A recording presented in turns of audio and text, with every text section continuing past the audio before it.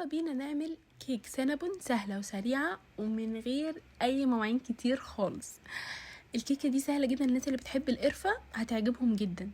اول حاجة هننزل بالبيض في الخلاط، عليهم الزيت وعليهم الخل وبعدها الفانيليا، كل المكونات السايلة مع بعض في الخلاط، ونحط عليهم اللبن ومعلقتين كبار من الزبادي بس كده، والسكر،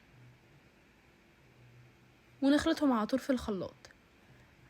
اول ما الخليط يبقى متجانس جدا وخلاص كل حاجة بقت مع بعضها، هنقفل وهنشيل الخليط ده على جنب. في بولة كبيرة هنحط الدقيق، ولازم يتنخل، لازم الدقيق بتاع الكيك يبقى منخول عشان يدي طراوة وكمان يخلي الكيكة هشة. كده عملنا اول كوباية، دي الكوباية التانية، وننخل كويس بالطريقة دي. وبعد كده اخر كوباية هتبقى معاها الكيك شاف او البيكنج باودر اللي انتوا بتحبوا تستخدموه في الكيك، وننخلهم كويس وزي الفل كده، ونحط عليهم رشة الملح. وكده الخليط معانا بقى جاهز، هنقلبه. وبعد ما نقلبه كويس خلاص امتزج كله مع بعضه، هننزل بالخليط السائل اللي احنا عملناه. مفيش اسهل من كده، على طول هتبقى الكيكة جاهزة والخليط جاهز وكل حاجة زي الفل. هنقلبهم مع بعض كويس لحد ما يبقى القوام كريمي. هو بس تحسوا ان الموضوع في الاول صعب عشان دقيق وخليط سايل، بس بعد كده بيبقى على طول زي ما انتم شايفينه كده، ده القوام المظبوط. هنجهز في بولة معلقتين كبار من السكر، عليهم معلقة كبيرة من القرفة، ودي الحشوة اللي هنحشي بيها الكيك. كده بقت جاهزة معانا، مفيش اسهل من كده.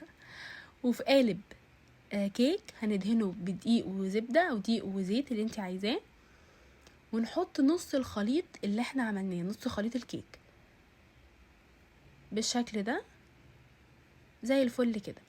وهنبدأ الحشوة او السكر والقرفة اللي احنا جهزناهم هنحطهم في النص، نوزعهم كويس كده بالطريقة دي.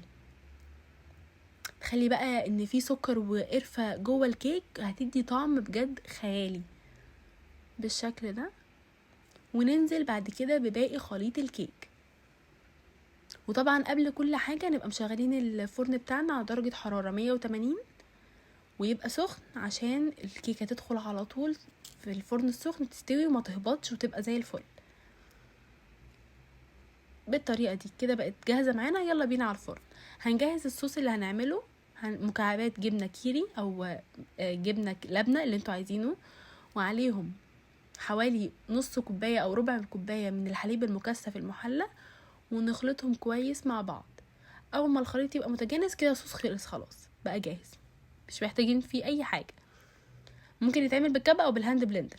دي كيكة بعد ما طلعت من الفرن هننزل عليها بالصوص الجميل جدا اللي احنا عملناه. الصوص ده بجد طعمه تحفة، نفسه قريب جدا من الصوص اللي بيتحط على السينابون نفسه، فالكيكة طعمها خيال. كده بعد ما الكيكة بقت جاهزة معانا نبدأ بقى نقطعها. بجد كان طعمها وهمي بشكل غريب، كانت جبارة.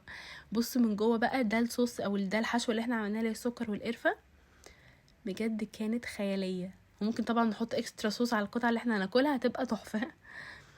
بصوا كيك هشة من جوه وتحفة جدا جدا جدا، وكمان كان طعمها روعة. هستناكم تجربوها وتقولي رأيكم. باي باي.